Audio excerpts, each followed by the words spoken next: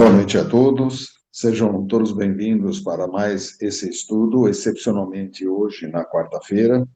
Para a semana que vem, se tudo ocorrer bem, Deus quiser, a gente retoma nas segundas-feiras, às 20 horas. Vamos pedir para a Linda hoje fazer a abertura para nós, das nossas atividades. Boa noite a todos.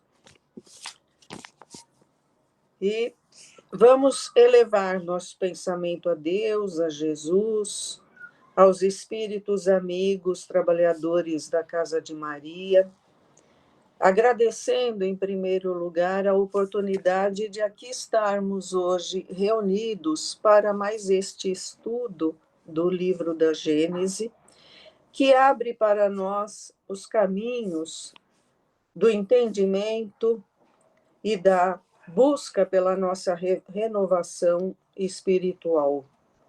Possamos assimilar os ensinamentos de hoje, colocando em prática tudo o que hoje conseguirmos aprender. Durante todo esse processo de nossa vida, tendo em vista que Jesus é de todos os instantes da vida. Então, caminhemos junto com Ele. E com isto pedimos a permissão para esta espiritualidade para abrirmos o estudo de hoje, com a prece de Jesus. Pai nosso, que estais nos céus, santificado seja o vosso nome. Venha a nós o vosso reino, seja feita a vossa vontade, assim na terra como no céu. Pão nosso de cada dia nos dai hoje. Perdoai, Senhor, as nossas dívidas, assim como nós perdoamos aos nossos devedores, e não nos deixeis cair em tentação, mas livrai-nos, Senhor, de todo mal, que assim seja, graças a Deus. Bom estudo para todos nós. Obrigado, Linda. Bom, então nós estamos estudando o livro da Gênese, estamos no capítulo 17, Predições do Evangelho, falando, ninguém é profeta em sua terra. Falamos sobre o tópico 1 na semana passada, no tópico 2, só que nós paramos num determinado parágrafo para dar continuidade. Antes da gente falar a respeito disso, é importante um pensamento do Leon Denis no livro O Grande Enigma, onde ele fala do nosso espiritismo. É uma leitura breve, mas ela é muito esclarecedora para nós. A missão real do espiritismo não é somente esclarecer as inteligências por um conhecimento mais preciso e mais completo das leis físicas do mundo. Tal consiste, primacialmente, em desenvolver a vida moral dos homens, a vida moral que o materialismo e o sensualismo têm amesquinhado muito. Levantar os caracteres e fortificar as consciências. Tal é o papel do espiritismo. Sob esse ponto de vista, pode ser o remédio eficaz aos males que assediam a sociedade contemporânea, remédio a esse acréscimo inaudito do egoísmo e das paixões, que nos arrastam aos abismos. Julgamos dever exprimir aqui nossa inteira convicção. Não é fazendo do espiritismo somente uma ciência positiva, experimental. Não é eliminando nele o que há de elevado, o que atrai o pensamento acima dos horizontes estreitos. Isto é, a ideia de Deus, o uso da prece, que se facilitará a sua missão. Ao contrário, concorrer-se-á para tornar estéril sem ação sobre o progresso das massas. Então, esse pensamento que a gente vê aqui do Leon Denis, ele é muito importante para nós, porque é a verdadeira missão e o caráter do Espiritismo, a transformação do ser humano na Terra, a renovação moral do ser humano. E nós temos todos os conhecimentos das leis que nos regem, e, a partir daí, vamos descortinando novas leis mas não somente aquelas que regem o mundo físico, mas aquelas que regem o mundo espiritual, principalmente a nossa imortalidade. Então fica aí esse lembrete de Leon Denis, falando a respeito da questão do espiritismo e sua missão. Bom, lá no 2, rapidinho, só retomando, nós vamos ler só para uma lembrança. Jesus enunciou ali uma verdade transformada em provérbio.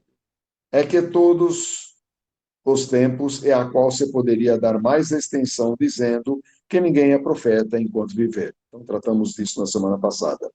Na linguagem usual, essa máxima se aplica ao crédito que alguém goza entre aqueles em cujo meio vive, da confiança que eles inspira pela superioridade do saber e da inteligência. Se sofre exceções, são raras, e em todo caso elas não são jamais absolutas. O princípio dessa verdade é uma consequência natural da fraqueza humana, e pode explicar-se assim. O hábito de se verem desde a infância nas circunstâncias vulgares da vida estabelece entre os homens uma espécie de igualdade material que faz com que, muitas vezes, as pessoas recusem reconhecer uma superioridade moral naquele que foi o companheiro ou comensal, que saiu do mesmo meio e de quem se viram as primeiras fraquezas. O orgulho sofre pelo ascendente que é obrigado a suportar. Falamos a respeito da questão do orgulho, falamos a respeito da questão da família, falamos a respeito da condição daqueles que estão próximos de nós, o julgamento que eles fazem da nossa pessoa e, logicamente, aqui em relação a Jesus, nem os próprios irmãos o conheciam e muitos dos irmãos acabavam combinando ideias com os seus inimigos. Quem quer que se eleve acima do nível comum está sempre em luta com o ciúme e com a inveja. Aqueles que se sentem incapazes de atingir sua altura esforçam-se por rebaixá-lo por meio da difamação, da maledicência e da calúnia. Gritam tanto mais forte quanto se veem menores, acreditando se engrandecer e eclipsá-lo pelo ruído que fazem. Tal tem sido e tal será a história da humanidade. Enquanto os homens não compreenderem sua natureza espiritual e não houverem alargado seu horizonte moral, também esse preconceito é próprio dos espíritos estreitos e vulgares, que tudo medem pela sua própria personalidade. Então, é bem claro para nós. Difamação, calúnia, tentativa de rebaixamento, tudo vai ser medido de acordo com o sentimento ou o mundo que enxerga e, logicamente, tudo isso condicionado à questão do ciúme, da inveja, do orgulho, do egoísmo. Então, isso pertinente ao nosso mundo de provas e de expiações. Jesus passou por todo esse tipo de situação.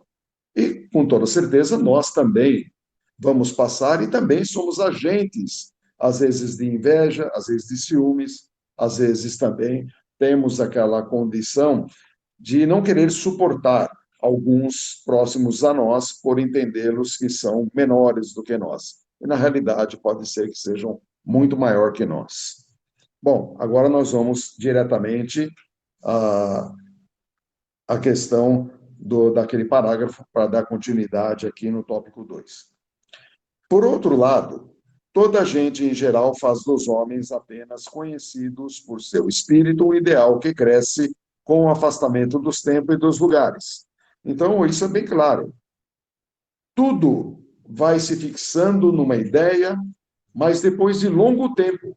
Então, isso já é um costume, já é uma prática. É como se fosse algo que, de repente, viesse de muito longe, aonde determinada história é contada, a partir daí, aqueles conceitos, aquele ideal, quando ele é bom, vamos dizer assim, ele vem e traz todo um contexto, mas separado da ideia daquele que estava encarnado. Ou seja, de todos os passos que ele passou, de tudo que ele sofreu, de que ele era igual a qualquer outro ser humano, mas aí fica sempre essa questão do ideal, porque isso é uma característica nossa ainda de espíritos inferiores. Eles são como que despojados da humanidade. Parece que não devem falar nem sentir como o mundo. Aqui é a explicação. Que sua linguagem e seus pensamentos devem estar constantemente no diapasão da sublimidade. Ou seja, está sempre naquela situação da elevação, sempre naquela situação da afinação com a sublimidade, da música da sublimidade, naquela situação de elevação. E, na realidade, isso está muito na linguagem ou no entendimento do ignorante. Porque todos nós, mesmo os espíritos superiores, quando encarnados aqui e que vêm com missões pré-estabelecidas, todos têm o seu sofrimento. Todos passam pela mesma situação frente aos acontecimentos da vida. Continuando. Sem cuidar que o espírito não poderia estar constantemente em estado de tensão, em um perpétuo estado de superexcitação.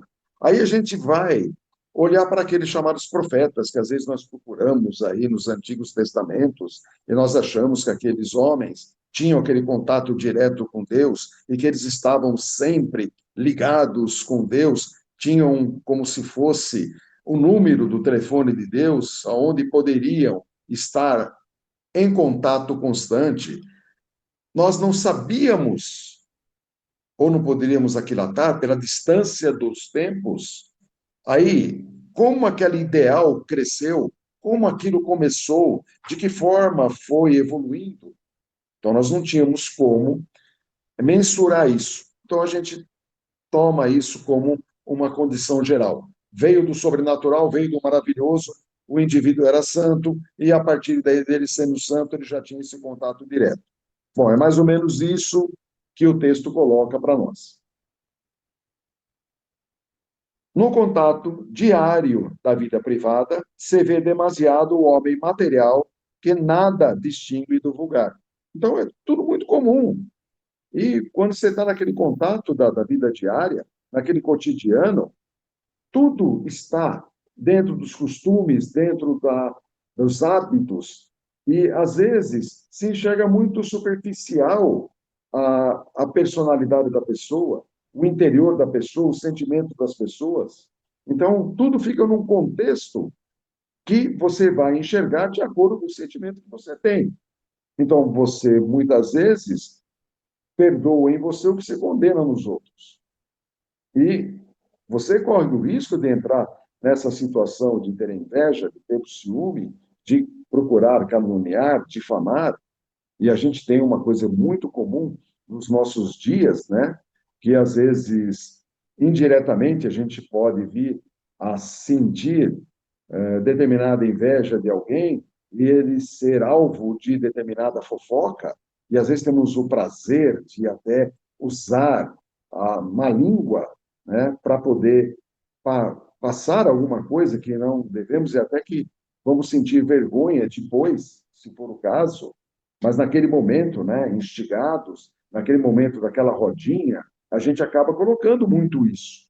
Então a gente precisa tomar muito cuidado, ser vigilante com os nossos pensamentos, para que a gente não entre nessa situação cotidiana da vida privada e que não sejamos homens vulgares e que vão agir como esses outros que são apresentados aqui, como a grande maioria acaba agindo. E aí nós vimos lá no texto do Leon Denis, ele diz claramente que progresso das massas.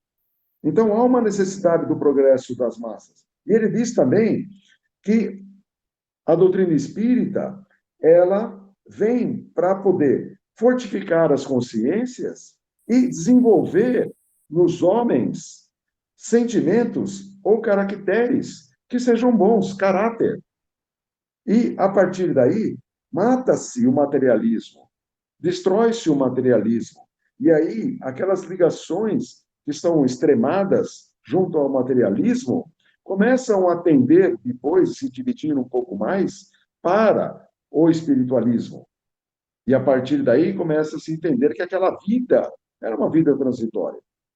Ela tem um limite, ela vai acabar uma hora. E que a vida é verdadeira do espírito.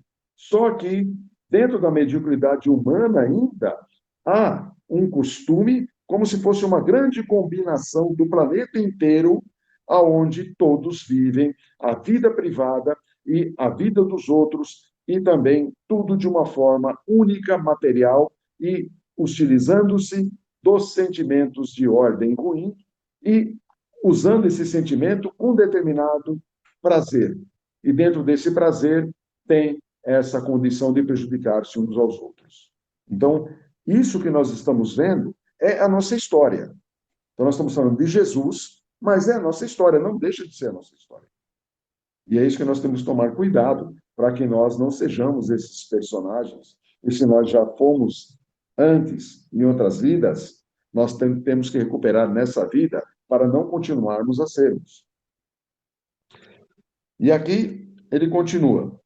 O homem corporal, que impressiona os sentidos, apaga quase o homem espiritual, que apenas impressiona o espírito. De longe apenas se percebem os brilhos do gênio. De perto, vê-se o repouso do espírito. Por quê? Está tudo ligado no material. Aí não tem como entender que o espírito existe ou o espírito brilha. Entende-se que é tudo derivação da mente daqueles que têm uma inteligência material, vamos dizer assim, muito mais evoluída do que outros, mas não espiritual.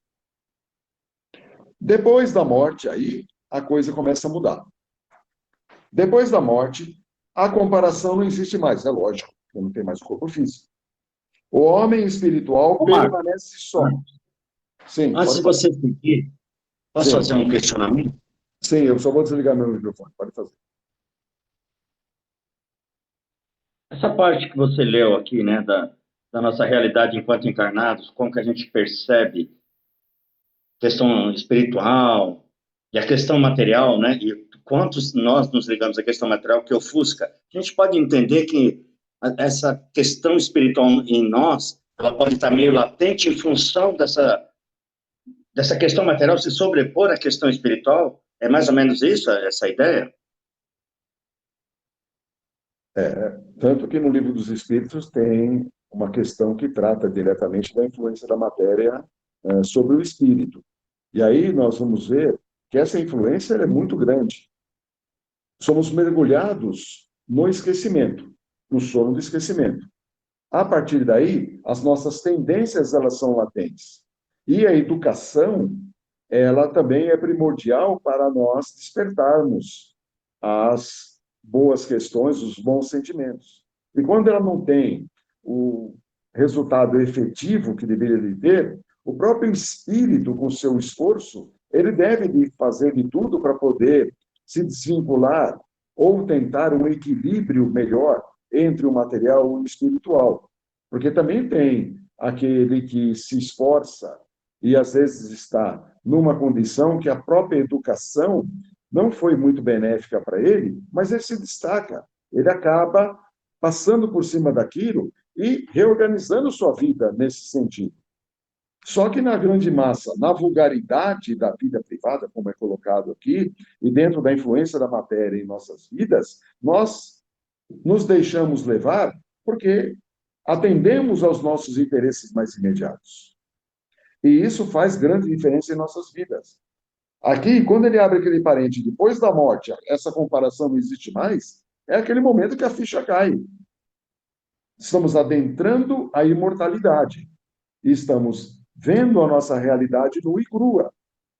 E aí, o sono do corpo, do espírito para a entrada no corpo físico, ele deixa de existir. A lucidez retorna.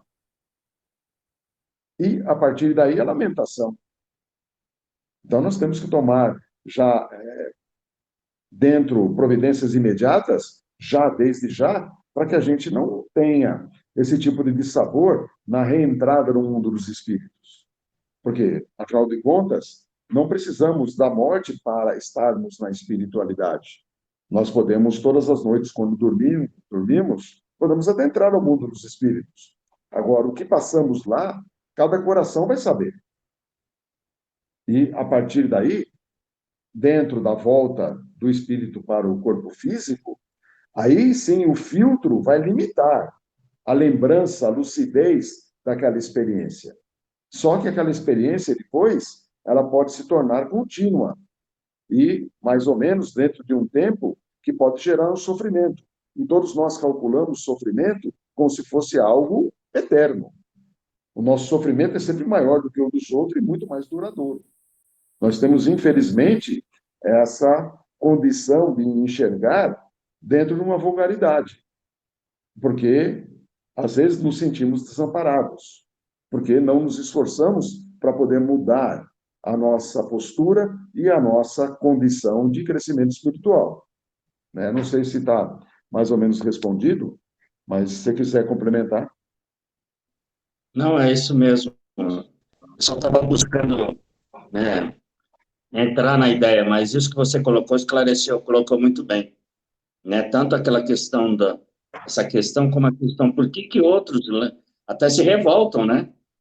Porque é uma coisa curiosa, mas o ser humano, ele pode, não, quer dizer, não é que não está bem, a questão, se ele está voltado no lado material e é bom para ele não quer que o outro se ilumine. É meio esquisito, mas é assim que acontece o ser humano, né? O Sim. cara quer se iluminar, o outro vai buscar, não, vem para cá e tal. Realmente, essas suas colocações esclareceu bastante, principalmente a questão do esforço, né? A gente entender um Tudo pouco. vai depender do esforço e da vontade. Tudo. Se você não é determinado, se você não é perseverante, e se você não atinge seus objetivos, sejam eles quais forem, você sempre vai ficar no meio do caminho. Então, a vida material mostra isso muito claramente para nós. Tirando aqueles impedimentos que são necessários, e às vezes nós não conseguimos ultrapassá-los, tudo aquilo que está ao nosso alcance é de determinação nossa, é de postura nossa. Então, a gente não pode se furtar isso, de maneira alguma. Ok. Alguém mais? Eu posso falar? Sim. A gente leu aqui, né? O homem corpóreo que apaga quase sempre o homem espiritual, né? Então, são os interesses materiais se sobrepujando aos espirituais, certo? Só que a gente está encarnado ainda, nós temos as nossas obrigações materiais, né? E eu entendo que, obviamente, a gente também tem os nossos compromissos espirituais frente ao que a gente se propôs antes do nosso reencarne. Só que achar esse equilíbrio eu acho que é muito difícil, né? Porque eu mesma já ouvi que, só faltou usar a palavra fanática, né? Mas que, tipo assim, eu estava me dedicando mais ao centro do que as minhas obrigações dentro de casa, né? Tudo bem, era a visão do outro, né? Que estava vendo, né, dessa maneira. Mas, enfim, como conseguir esse equilíbrio, Marcos? Sempre vai haver a necessidade de algo chamado renúncia. Todos nós temos que renunciar a alguma coisa. Se nós queremos buscar um equilíbrio, precisamos renunciar. E a primeira renúncia é aquela que nos vincula ou nos obriga, entre aspas, porque isso tem muito a ver com a nossa conveniência, aos nossos compromissos materiais. Ou julgar esses compromissos materiais como se eles fossem determinantes e muito mais importantes do que a satisfação da nossa alma e da nossa consciência. Porque o material ele é importante, estamos no mundo material e temos a necessidade e a obrigação do crescimento do mundo material. Mas devemos lhe dar à matéria o devido valor e estarmos sempre acima das circunstâncias, acima dos reveses da vida. E toda situação que está sob a nossa ação, que está sob a nossa capacidade, a gente deve desempenhar. E aquilo que não está ao nosso alcance, aquilo que aparentemente é imutável, aquilo que nós vemos que vai ser um esforço que será perdido, nós temos que entender e ter a ciência de que um dia aquilo vai mudar. E ter a paciência para que esse dia venha, seja nessa encarnação, seja na outra. Agora, quanto a alguém chegar e criticar, ou alguém que não tem um entendimento e uma compreensão, a gente deve de sempre relevar isso. E não nos sentir obrigados a, porque aquela pessoa falou determinadas coisas para nós, a gente tenha que adotar aquele princípio que aquela pessoa está tentando infundir em nós. Porque ela também tem as limitações dela e as dificuldades dela. Então, ela pode ser boa em algumas coisas e ruim em outras, como nós somos bons em algumas coisas e ruim em outras. Mas tudo nós devemos lhe dar a justa medida. Então, nem muito mais para um lado, nem muito mais para o outro. Buscar o equilíbrio, mas sempre que, no primeiro momento, a renúncia se faz necessária. E a renúncia que estamos falando é do nosso orgulho, do nosso egoísmo. Porque a gente tem que aprender a lidar com eles. E, a partir daí, nós vamos começar a observar o mundo de maneira diferente. Por isso que ele coloca aqui, ele dá aquele exemplo que aquelas pessoas que, espíritos estreitos e vulgares, que eles não conseguem enxergar o porquê aquele indivíduo ele está naquele estado de sublimidade, ou eles, aparentemente, para ele só teve aquela vida de sublimidade. E, na realidade, ele passou pelos mesmos percalços que nós passamos. Se nós pegarmos o exemplo de Jesus, Jesus teve a sua morte delineada dentro de uma programação que ofereceu um extremo sofrimento físico. E no momento da sua entrega ao Pai, ele mesmo diz, perdoa, porque eles não sabem o que fazem. Ele estava acima das questões humanas através da destituição do orgulho e do egoísmo que ele não possuía. Não vamos pensar que foi fácil, mas foi natural, foi espontâneo, independente do sofrimento da carne que ele teve. E a gente pega o Chico Xavier, a mesma coisa. O homem foi para a cegueira. Vamos imaginar 500 livros, milhões de mensagens consoladoras, e a pessoa terminar a encarnação praticamente cego. Isso é uma paga? Aos olhos humanos, isso indica o quê? Que aquele homem, ele se sacrificou à toa, porque eles não têm compreensão do mundo dos espíritos da verdadeira vida. E que aquele homem poderia ter ganhado muito dinheiro. Até ele conta num programa Pinga Fogo que a família estava em sérias dificuldades financeiras. E o pai chegou nele e falou, filho, você conversa muito com os espíritos. Veja lá um número do bilhete premiado. Naquele tempo era a Loteria Federal. Nós precisamos sair dessa situação em que nós nos encontramos. Então, a gente observa que o santo de casa não faz milagre. Mas que o santo de casa, ele passa as mesmas necessidades que qualquer homem comum passa. Mas ele sabe lidar com essas dificuldades. E ele renuncia à lamentação, ele renuncia à reclamação, ele se coloca acima daqueles que chegam e tentam dissuadi-lo do seu propósito.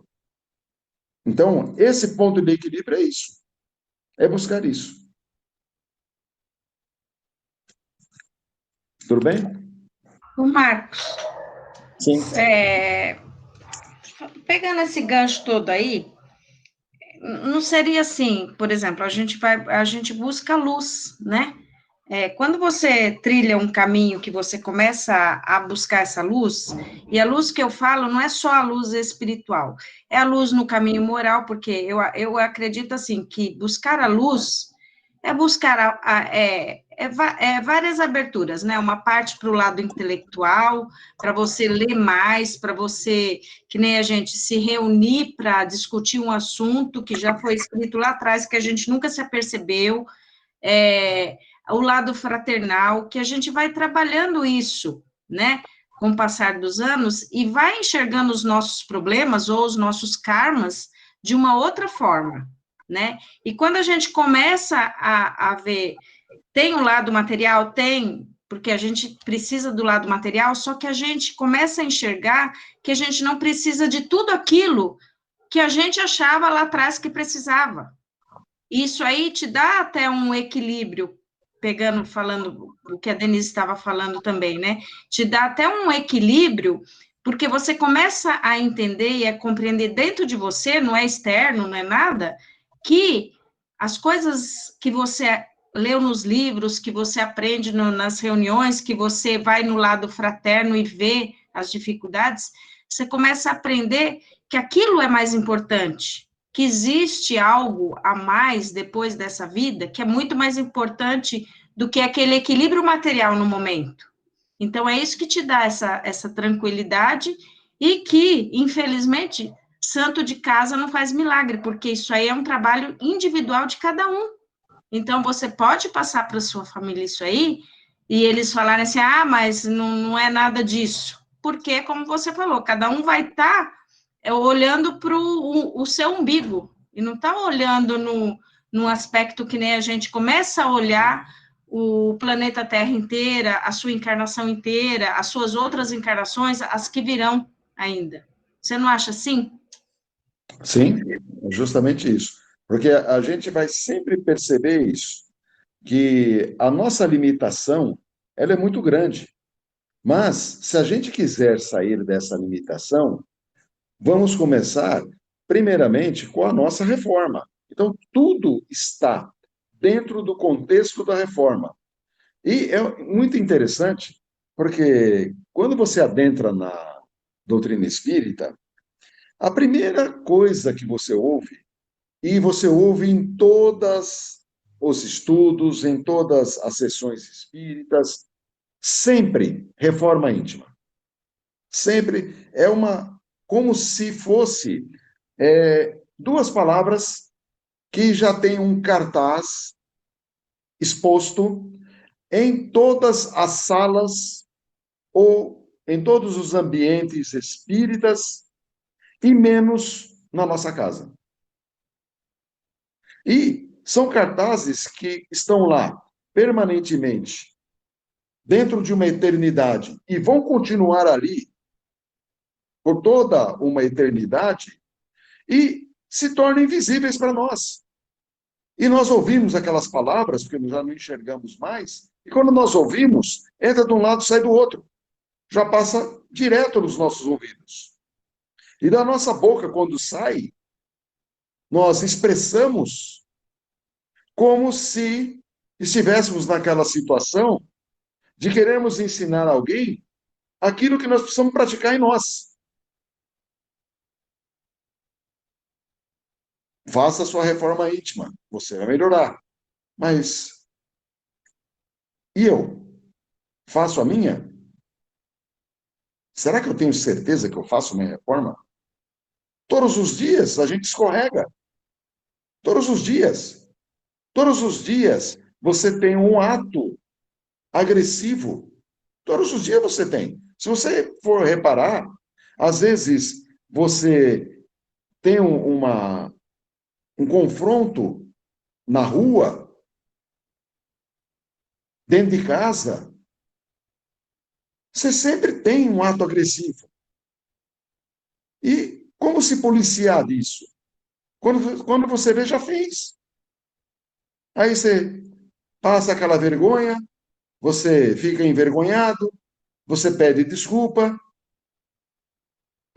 Perdi a paciência. Não estou no bom dia. Acordei com o pé esquerdo. Todos os dias. Não tem um dia sequer que a gente não tem um ato agressivo. Um dia sequer. Então, a gente não pode, às vezes, sonhar que as coisas vão acontecer de uma maneira que vai ser facilitada para nós. Ao contrário. Aquele que compreende mais, ele deve mais. E ele tem mais obrigações. E a principal obrigação é de compreender aquele que não compreende. Isso é a principal tarefa. Compreender aquele que não compreende. E aí? Foi aquilo que Jesus fez. No seu momento final, ele compreendeu aqueles que não o compreendiam. Nós estamos caminhando para isso? Será que estamos? Se todos os dias escorregamos? Até quando nós vamos falar ou pedir desculpas? Está na hora de perder, né, essa necessidade de usar essa palavra. De repente, a gente se controlar e não ter necessidade de pedir desculpas. Isso não é só no âmbito familiar, isso é no âmbito geral, de qualquer relacionamento. Até conosco mesmo. Que a gente também pode ter um momento íntimo de fúria com a gente mesmo, de desagrado com a gente mesmo. A partir do momento que você começa a estar incomodado com você mesmo, você começa a direcionar a Deus uma ideia de revolta. E aos olhos de Deus, isso não é muito bom. Principalmente nós, no contexto de espíritas. Ninguém é santo. Não estamos aqui fazendo curso para sermos santos. Mas a gente tem que aprender a se policiar. Por isso que ele deixou para nós orar e vigiar. E é por isso que Leon Denis coloca aqui, né? Que essa questão de estarmos aí ligados a Deus, a ideia de Deus, e também usar o recurso da prece, porque é a lei de adoração, e tudo isso é ponto fundamental em nossas vidas. Então a gente tem que fazer. Porque, como aqui, no capítulo 17, Predições do Evangelho, depois da morte, a comparação não existe mais. Olha aqui, ó. Nós discutimos tudo isso antes de ler. Então a gente vai ler agora. O homem espiritual permanece só e parece ser tanto maior, quanto se afasta a recordação do homem corporal. Eis porque os homens que marcaram sua passagem por obras de valor real são mais apreciados depois de sua morte que enquanto vivem. São julgados com mais imparcialidade, porque os invejosos e os ciumentos desapareceram. Não é porque ele deixou de ser invejoso ou ciumento. Desapareceram, porque se aquele homem, com aquele ideal, boas obras, ele desapareceu no mundo dos homens, o invejoso, o orgulhoso que estava próximo dele também vai desaparecer. A partir daí, e os antagonismos pessoais não existem mais. Não vai existir. Porque todo aquele contexto já está no mundo dos espíritos. A posteridade é um juiz desinteressado que aprecia a obra do espírito. Obra do espírito. Então, nós falamos todas as nossas, e enumeramos agora, as nossas possíveis obras ou as nossas obras até hoje. Olha como é sério isso. Nossas obras até hoje. Então, nós estamos percebendo que são raros aqueles que deixam a sua marca no mundo material. São raros. E nós pertencemos à grande massa que um dia vai deixar a marca.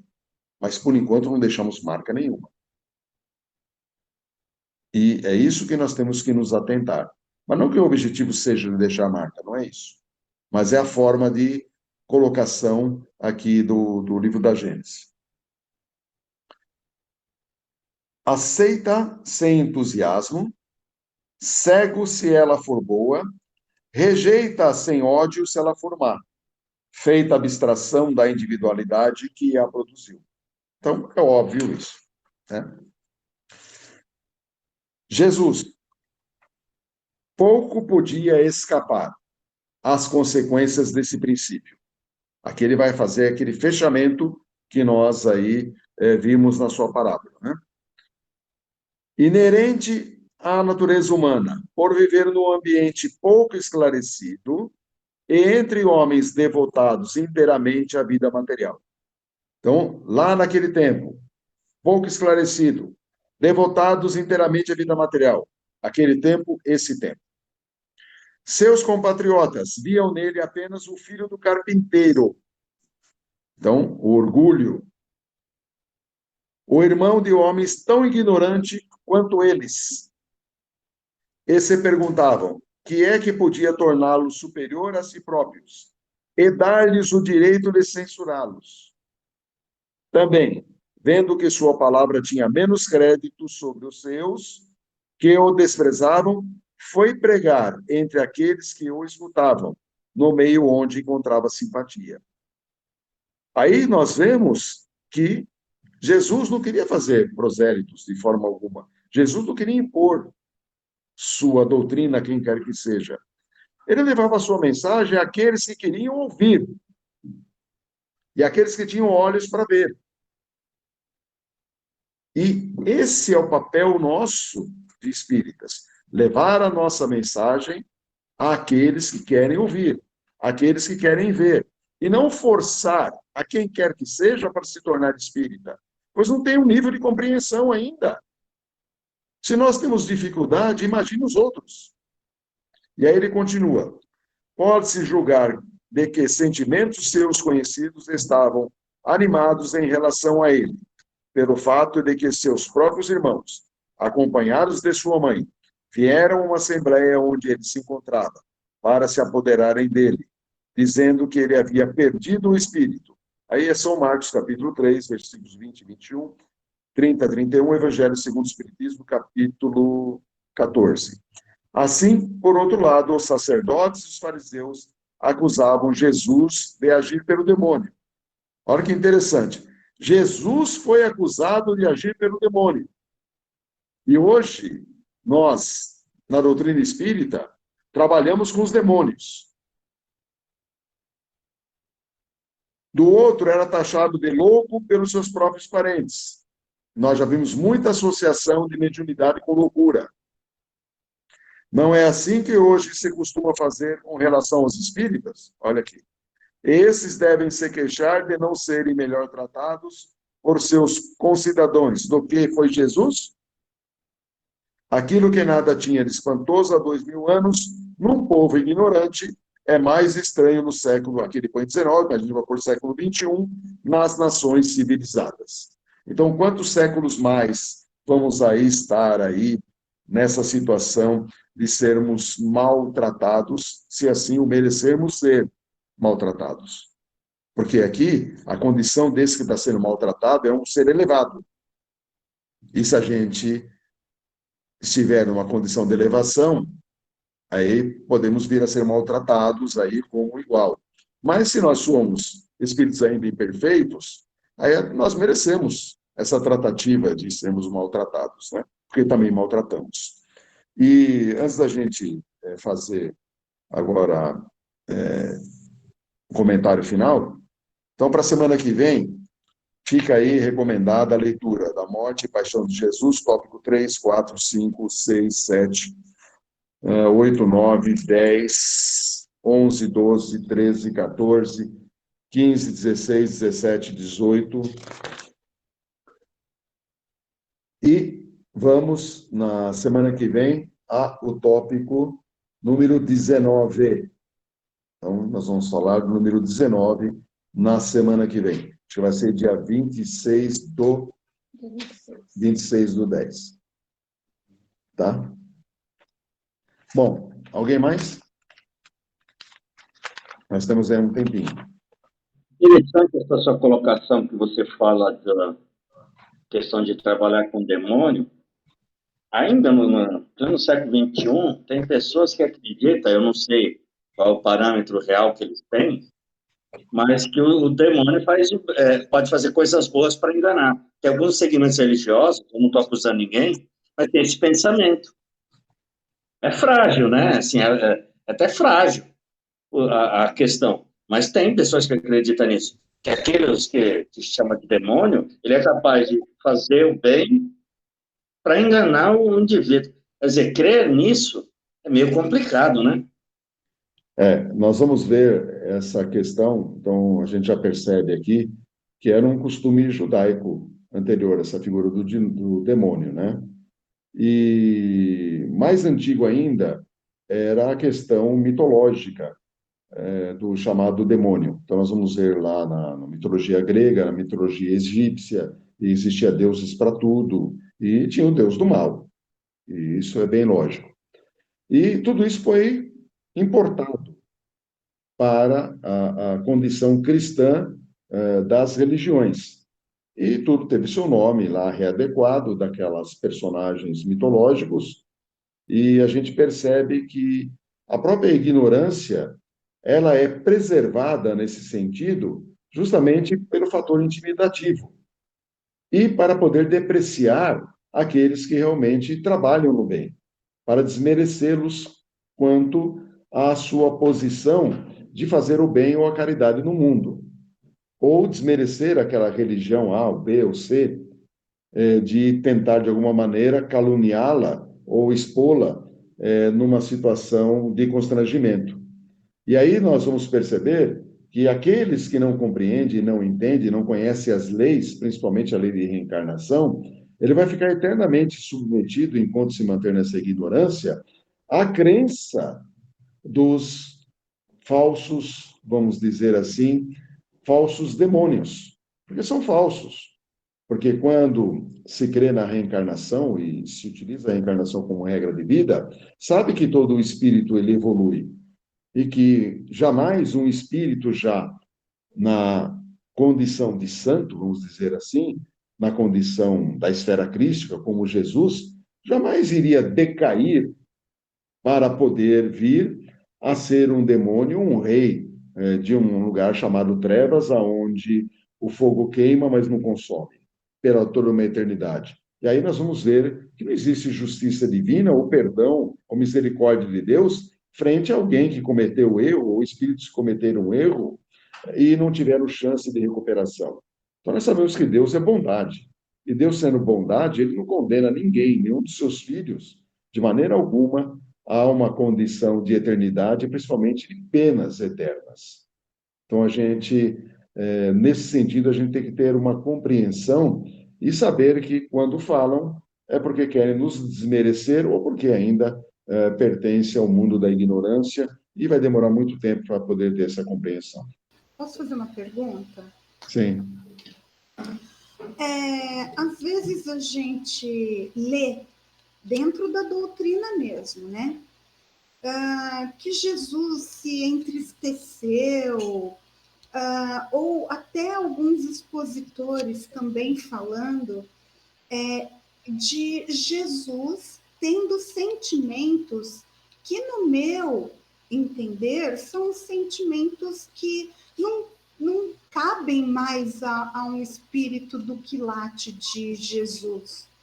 Estou enganada? Jesus, mesmo durante a passagem dele aqui, durante todo o sofrimento dele na crucificação, falam que Jesus chorou e tudo mais. Isso é possível mesmo para um espírito do quilate dele? Ou eu estou enganada? Então a gente tem que pensar o seguinte: existem palavras que tentam definir sentimentos ou se aproximar de determinados sentimentos. E nem sempre chorar significa que aquele choro é proveniente de uma raiva, de uma revolta ou de um ódio. Aquele choro, ele pode ser um sentimento de compreensão frente àqueles ainda que precisam crescer. Então, existem inúmeras maneiras de esses espíritos que, quando encarnam, se tornam humanos, vamos dizer assim, mesmo que não tenham o sentido ou os sentimentos dos espíritos inferiores, mas eles comportam o sentimento. Só que quando ele chora, quando ele sente dor, ele tem uma razão interior que é desconhecida para nós, mas que a gente tenta aproximar como se fosse um sentimento exatamente que a gente possa vir expressar. Então, esses autores, eles se colocam nessa situação. E quando a gente vê aquela situação onde Jesus, nas Escrituras, é colocado, que ele ora a Deus para poder afastar o cálice dele, afastar o sofrimento, a gente tem que tentar analisar de uma forma muito mais elevada do que pela razão humana. Quando você olha pela razão humana, você vai entender que Jesus estava tentando se furtar numa prece àquele ato que ele ia sofrer de violência, ou aquela humilhação, porque na realidade, para os homens, uma grande humilhação, para ele não. Mas para ele era um testemunho de fé, era uma missão a ser cumprida, um propósito, ele estava determinado para isso. Então a gente tem que olhar num contexto. Com toda certeza, não era para afastar o cálice dele. Aquilo tem um sentido figurado. A mesma situação quando se coloca que Jesus foi tentado no deserto por X dias pelo demônio. Quem era o demônio para poder tentar Jesus? O que o demônio poderia oferecer para Jesus? Jesus mostrando toda a sua vida, o seu absoluto desinteresse material em tudo, e só promovendo atos de bondade. Como o demônio poderia tentá-lo? Então, aquilo é figurativo. Aquilo é um exemplo para um homem comum. Um homem comum, com toda certeza, seria tentado por ideias que não fossem boas, que exaltassem seu orgulho, seu egoísmo e sua ambição de poder. Então, a gente tem que ter muita reserva, às vezes por palavras colocadas que, aparentemente, demonstram sentimentos humanos, mas que não repercutem a realidade de um espírito superior. Então, o espírito superior ele pode chorar, sim. Ele pode ter dor, sim. Mas, em nenhum momento, ele vai expressar um sentimento inferior em relação a essa expressão física ou comportamental dele. No livro Brasil, Coração do Mundo, Pátria do Evangelho, Humberto de Campos tem, logo no começo, ele cita uma passagem em que ele diz que no século XIV, Jesus então veio até aqui nós para ver como é que estava, como que nós, humanos, estávamos seguindo as palavras dele, o que a gente estava fazendo. Então, Jesus veio aqui visitar a Terra e que ele se entristeceu quando ele chega lá na Europa, lá em Jerusalém, e vê que todo aquele povo está brigando, se guerreando, e não está seguindo nenhum dos ensinamentos dele, quando ele disse amai-vos uns aos outros, né? E aí eu fiquei pensando assim, né? Como assim, né? Humberto de Campos falando que Jesus se entristeceu. Porque eu lembrei, aliás, até do nosso estudo do capítulo anterior da presciência. Jesus, com todo o conhecimento dele, ele já não tinha a presciência de como estava o planeta Terra, de como nós estávamos aqui se comportando, o que a gente estava fazendo, né? Sei lá, de tudo que a gente estudou, eu entendo que Jesus já sabia de tudo isso, né? Então, você falando desse sentido figurativo,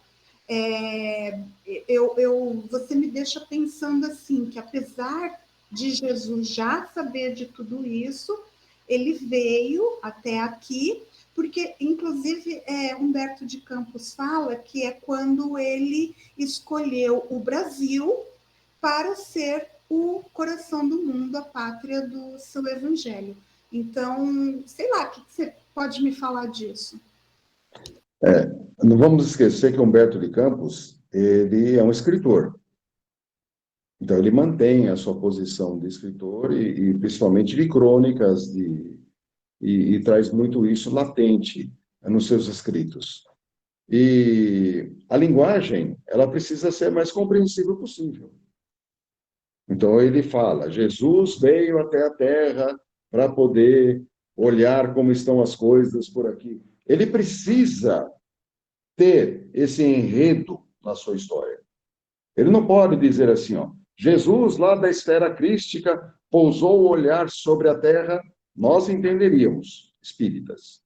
Pousou seu olhar sobre a Terra e definiu junto à sua equipe de governos siderais que a Terra ela ainda mantém a sua condição ainda de inferioridade, que está se afastando dos seus propósitos. Ou os seus ministros, seus enviados vieram diretamente ao planeta checar, vamos dizer assim, ou participar de reuniões para grandes decisões. Tudo isso, para nós espíritas, é compreensível.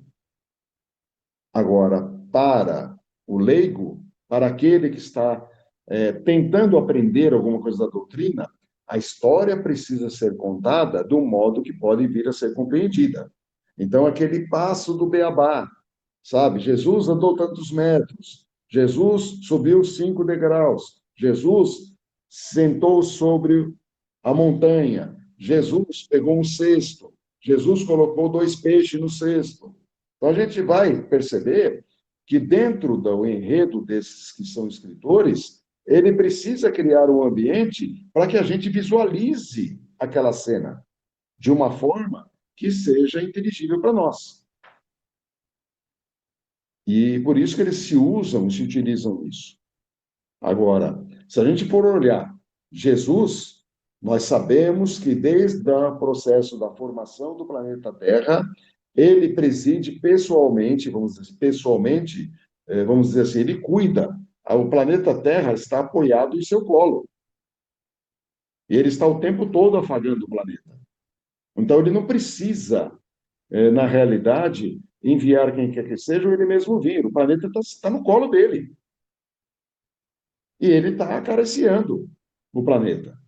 Ele está esperando o momento do planeta mesmo receber aquela carícia do modo que seja receptivo. Mas, por enquanto, a gente não reconhece essa carícia.